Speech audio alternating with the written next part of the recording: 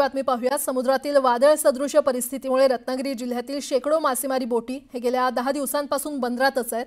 मासेमारी बोटी बंद असल्याने कोट्यवधी रुपयांची उलाढाल ठप्प झालेली आहे आणि त्यामुळे मच्छीमार बांधव आर्थिक संकटात सापडलेत। सरकारने मासेमारी व्यवसायाला कृषी सदर्जा दिला, मात्र त्याची अंमलबजावणी होत नसल्याने मच्छीमार बांधव हवालदिल झालेत।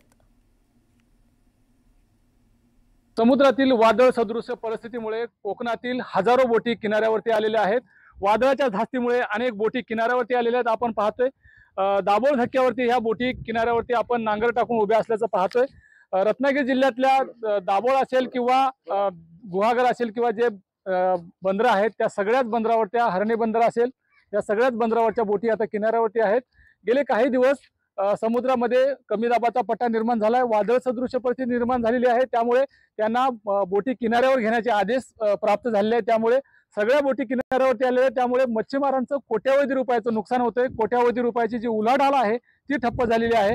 हरणे बंदर असेल किंवा मिरकरवाडा बंदर असेल, या बंदरावरती दिवसाला कोट्यवधी रुपयाची उलाढाल होत असते। मात्र सध्या ही सगळी जी उलाढाल आहे ती बंद आहे।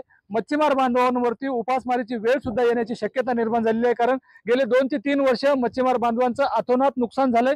त्यांना मासे मिळत नाहीत आणि हंगामाच्या सुरुवातीलाच यावर्षी वारंवार वादळ सदृश परिस्थितीला त्यांना सामोरे जावं लागते। त्यामुळे मासेमारीला वारंवार ब्रेक लागतोय। त्यामुळे मच्छीमार बांधवांचं मोठं नुकसान होतंय।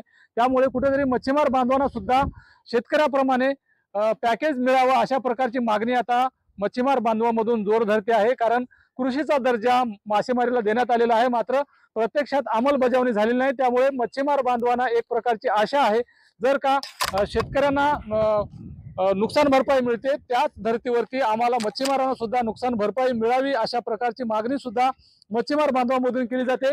आता गेले 10 दिवस मासेमारी बंद आहे। त्यामुळे खरोखरच सरकार मच्छीमारांना आता दिलासा देते का हेच पाहणं महत्त्वाचं आहे। शिवाजी गोरे, न्यूज 18 लोकमत, दाभोळ बंदर, रत्नागिरी।